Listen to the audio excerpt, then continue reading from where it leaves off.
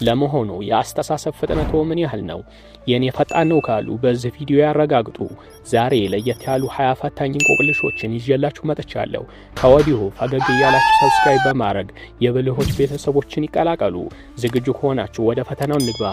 ወደ መጀመሪያው ቪዲዮ እንሄድ። እውነተኛ የሞተው ሰው ማንኛው ነው? በደንብ ይመልከቱ።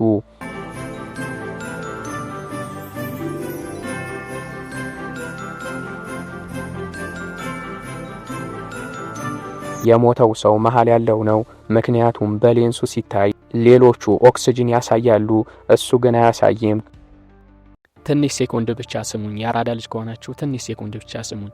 ይህ ቻናል እንደምታውቁት በሰባት ቀን ውስጥ ከ1000 ሰብስክራይበርና ከ4000 ሰዓት በላይ መሙላት ችዬ ነበር።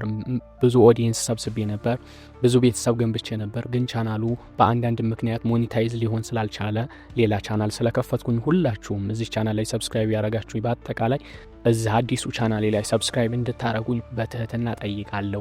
ብሬን ጌም የሚለው ወይም ኮላብ አድርጌዋለሁ።